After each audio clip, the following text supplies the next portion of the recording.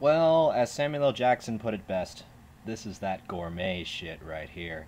This is Pulp Fiction, brought to us courtesy of Lionsgate and Miramax. The wait is finally over, ladies and gentlemen, after previous delays and many international releases. Pulp Fiction has finally been released into the United States, Region A. Well, some of the others were Region A anyway, but an edition for the U.S. and specifically, and with a brand new transfer that has been approved by Quentin Tarantino himself, as it says right here, director approved, which I think is pretty cool. But slipcover is not too bad, but don't mind the little crinkle right there. That's all part of the cover art right there. So all you slipcover junkies, don't worry about it when you see it. It's all part of the cover art. But opening it up, it looks the same.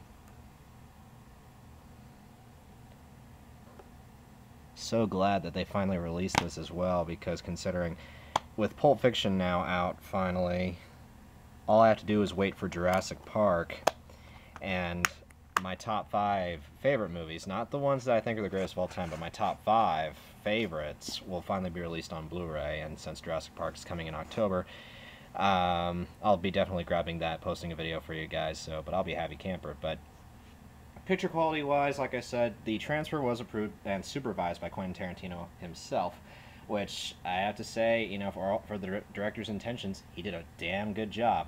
5 stars from me personally, because it was his intent. And I mean, it's not going to look pristine, such as like Thor or Captain America, but for a film its age in the 90s, and some may say from the DVDs, it was kind of sort of soft.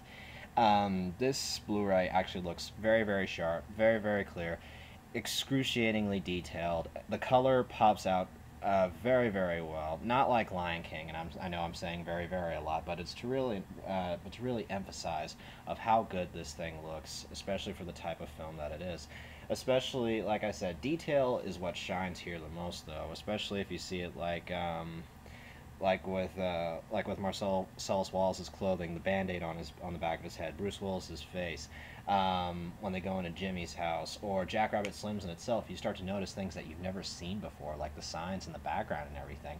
It's pretty unique, actually, in my opinion. But picture quality, in comparison, though, to other international transfers, some may argue and have their debates, but I'll personally settle with this, though.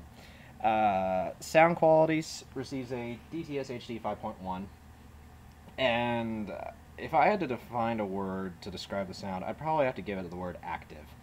It's very active when it comes to its surroundings and what it wants to do in its sound design and its cues and everything. So I'd give the sound a 5 out of 5, primarily because sound effects were very powerful. The LFV is used actually quite a lot, really, to be honest, but screeching tires, and the scene that really shocked me the most was the adrenaline needle scene and its after effect and how loud it was. I mean, I had no idea that Uma Thurman could scream that loud, honestly, but I was taken out of a loop. And but the music, especially with Jungle Boogie in the end, sounds really good, and it's very rockin', especially in the final confrontation, or when Butch goes to go grab that object and he runs into you-know-who. And you gotta love it when Samuel L. Jackson is shouting, does he look like a bitch, and what country are you from, in DTS HD 5.1. So that alone should be worth the purchase right there. But extras-wise, pretty much everything that was ported over from the special edition oh so long ago has been brought here with 2 new features.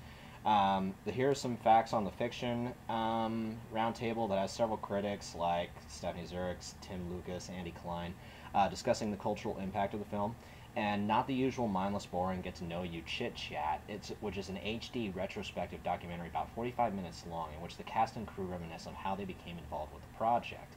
It's really cool to hear about it, so for retrospective sakes, really cool. But everything else, the marketing gallery, Cannes Film Festival, everything, the Siskel and Ebert segment with talking about Tarantino, that's on there. All the behind-the-scenes montages, the 30 minutes of deleted scenes, and the Pulp Fiction, the Facts documentary's been included as well. So everything but the kitchen sink and the GIMP is included with this. So extras, I'd give a 4, though. Extras, I would give a 4. except because I would have really enjoyed a commentary by Tarantino, but alas, he doesn't ever do commentaries that much. So, but picture 5, sound 5, extras 4. If you're a fan of Pulp Fiction, probably the defined film of the '90s, go for it. You'll definitely enjoy it. So if you haven't picked it up yet, it's on Netflix Instant. Check it out. Your mind will be blown away. So, take care of yourself, guys. Peace out.